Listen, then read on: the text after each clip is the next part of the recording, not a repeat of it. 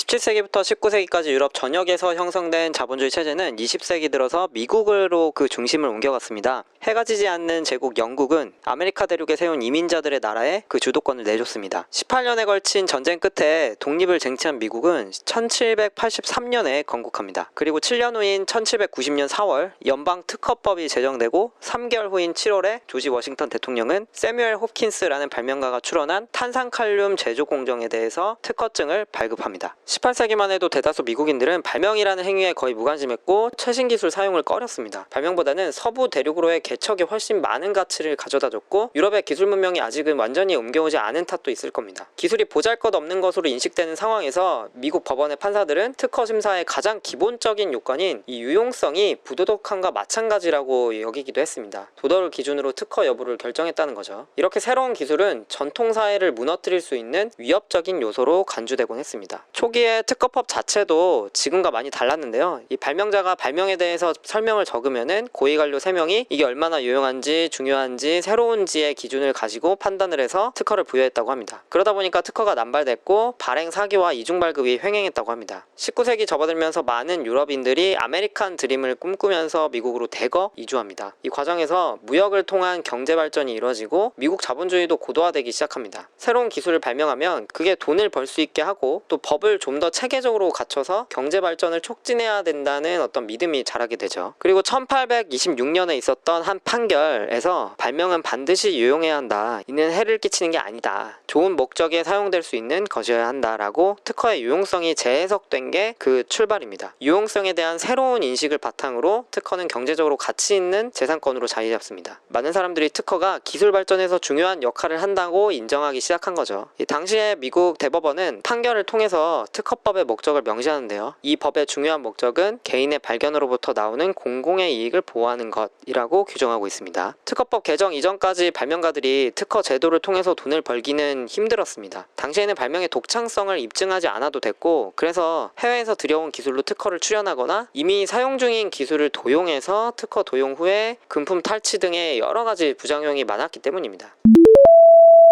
이 지도에서 보이는 이 나라가 무슨 나라인지 아시나요? 이 1844년에 존재했던 텍사스 공화국인데요. 1836년까지 멕시코 땅이었다가 전쟁을 거쳐서 독립해서 세워졌고 10년이 지난 1846년에 미 합중국으로 합병이 됐죠. 이때 오설리반이라는 저널리스트는 신문 칼럼에서 이렇게 말합니다. 미국의 영토 확장은 신이 베풀어진 명백한 운명이다. 미국은 유럽 이주민들이 아메리카 원주민을 학살해서 세운 나라죠. 이 서부에 정복되어 있지 않았던 땅을 향해서 끊임없는 개척 사업을 펼쳤습니다. 초기에 미국으로 간 유럽 출신의 백인들의 이 생존은 비옥한 토지에 의해서 좌우됐는데요. 그 때문에 토지 소유는 정치 권력 행사와도 연결이 됐고 건국 초기 사상가와 정치가들은 재산권을 침해할 수 없는 권리라는 지위를 부여했죠. 재산에 대한 백인 개척자들의 열정이 명백한 운명이라는 이데올로기와 만나서 학살과 경쟁, 돈으로 점철된 19세기 서부 개척 시대를 낳은 겁니다. Right now.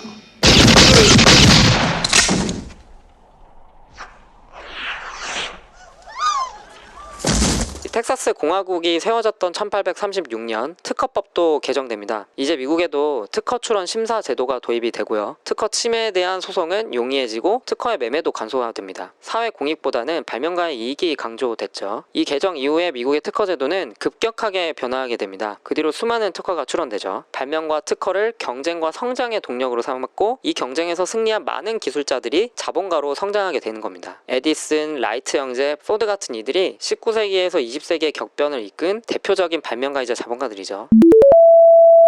어렸을 때 발명가 에디슨 위인전 안 읽어본 사람 없을 겁니다. 1878년 어느 날 31살의 토머스 에디슨은 친구 바커와 함께한 로키산맥 여행 도중에 산맥을 끼고 흐르는 강을 보면서 이런 생각을 합니다. 수력 발전으로 많은 전기를 얻게 되면 그걸 어떻게 이용해야 될까? 조명을 켤 수 있게 되면 좋지 않을까? 하지만 19세기 초의 인류는 이미 전기로 조명을 얻는 기술이 있었습니다. 아크 방전으로 나오는 날카로운 빛을 조명에 이용한 아크등이 그 기술이죠. 근데 어떤 삘이 꽂힌 에디슨은 물리학자 프랜시스 업튼을 통해서 백열 전등에 관한 모든 특허 문헌을 조사를 합니다. 그리고 뉴욕 전체에 조명용 전기를 공급할 중앙 발전소를 세우고 전선을 다 연결해서 가정용 전등의 전류를 다 공급하겠다는 포부를 세우죠. 근데 이를 위해서는 각각의 전등이 병렬 방식으로 접속이 되어야 했습니다. 직렬 방식은 이 접속하는 전등 물량에 제한이 있기 때문이죠. 그리고 또 중앙에서 전기를 공급할 경우에 각 전등에 흘려보내는 전류는 적을수록 좋습니다. 그래야 그 전기 손실이 적기 때문이죠. 그래서 전등의 전기 저항을 높이고 전압을 높이는 게 포인트인데요. 어떤 소재를 발열체로 사용하느냐가 해결체의 포인트였던 겁니다. 그래서 이런 고민을 하던 에디슨은 어떤 다른 발명가의 논문을 다시 읽다가 탄소 섬유, 소위 카본을 주목합니다. 카본 가루를 반죽해서 가느다란 선으로 만들면은 저항이 높아질 거라고 보고 이 카본과 타르를 혼합한 반죽으로 가느다란 봉선을 만들죠. 바로 이게 필라멘트인 겁니다. 필라멘트를 만들어낸 에디슨은 1880년 백열전등 특허 청구를 내는데요. 특허 범위를 금속 와이어로 고정된 고저항 카본 필라멘트로 백열광을 발하는 전기 램프라고 좀 굉장히 광범위하게 적죠. 백열전등 특허가 이미 30건 넘게 있었기 때문에 새로운 발명은 고저항 카본 필라멘트라는 점뿐이었습니다. 하지만 중요한 건 기세였겠죠. 필라멘트는 매우 가늘기 때문에 고저항 카본이 됐다고 집중적으로 강조를 합니다. 그리고 이후에 고저항 카본을 이용한 백열전등은 무조건 에디슨 특허 침해가 되게 된 겁니다. 이렇게 해서 에디슨의 특허권은 지나치게 넓어집니다. 에디슨이 특허를 취득하고 5년이 지난 후 컨설리데이티드 에디슨사가 백열전등 제조와 판매를 시작합니다. 물론 이때 경쟁사들도 있었습니다. 근데 에디슨은 이들과의 특허 침해 소송 끝에 타 소송에서 승리를 합니다. 다른 발명가들은 백열전등이라는 거에만 관심을 가졌지만 에디슨은 그런 백열전등을 중심으로 한 조명장치를 가정에서 이용할 때의 전력 시스템에 포커스를 맞췄죠. 발전소도 짓고 송전선 네트워크도 만들고 각 가정에 전력을 배전하는 시스템,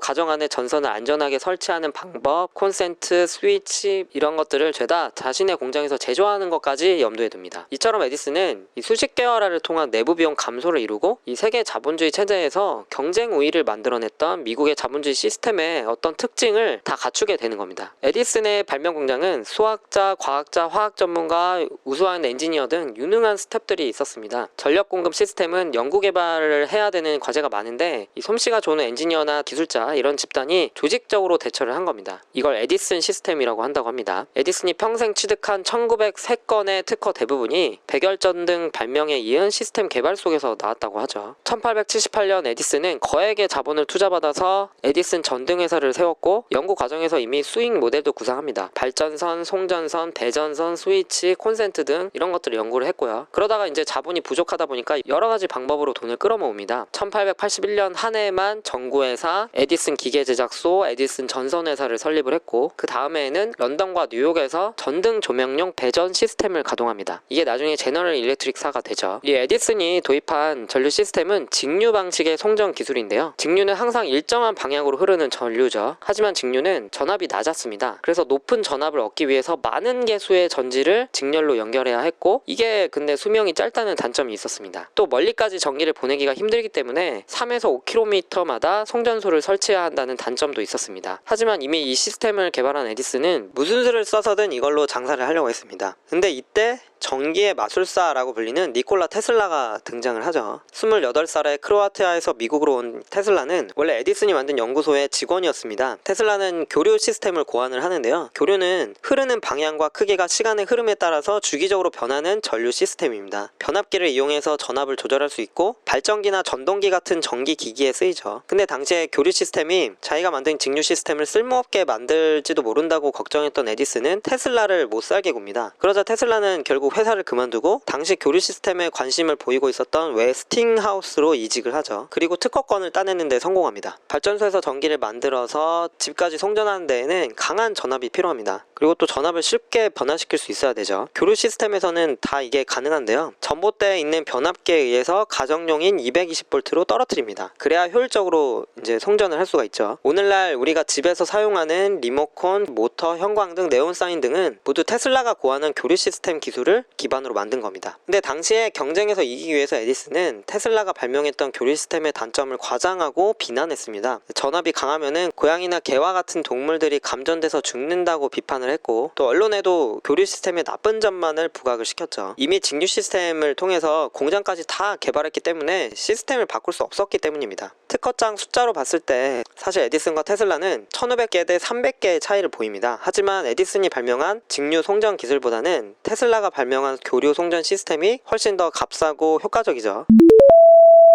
미국에서는 이렇게 특허 제도가 고도화됐지만 대서양 건너 유럽에서는 반발이 커졌습니다. 1850년에서 1873년 동안 이 유럽에서 자유무역이 이끈 인위적인 독점에 반발해서 반특허 운동이 일었는데요. 이 특허의 경제적인 효과에 의문을 제기했고 특허 제도가 다른 독점과 본질적으로 다를 바가 없다고 주장을 했죠. 그 영향으로 1869년부터 1912년 동안 네덜란드 그리고 1850년부터 1907년 사이에 이 스위스에서는 특허 제도를 폐지하고 아주 초보적인 수준으로만 유지가 됐습니다. 독점에 대한 반대는 지적재산권 보호를 합리화하는 주장과 팽팽히 맞섰었죠. 이는 물론 이 네덜란드와 스위스가 기술 패권에서 뒤처졌었기 때문이기도 하지만 지적재산권이라는 거를 당시까지만 해도 당연하게 생각하지 않았던 겁니다. 1873년부터 1896년에 세계 대공황 과정에서 보호무역주의와 이 민족주의가 대두됩니다. 당시에 보호무역 과정에서 국제협상이 활발하게 열렸는데요. 지적재산권 관련 국제회의도 열리죠. 1873년 비엔나에서는 국제 지적재산권 제도를 도입하기 위한 비공개 국제회의가 있었는데요. 이 오스트리아와 몇몇 나라들이 실시하던 강제 제작 이 논란이 중심이었습니다. 오스트리아에서 특허가 출원되고 1년 안에 제품이 생산되지 않으면 특허를 취소하는 제도인데요. 비엔나 회의에서 강제 제작은 강제 실시권으로 바뀌어서 합의가 되긴 했지만 당시에 미국은 이걸 엄청 반대했다고 합니다. 그래서 1878년 파리 협약에서 강제 실시권 조항은 거부당했죠. 그 후에 반특허 운동은 급격히 세를 잃습니다.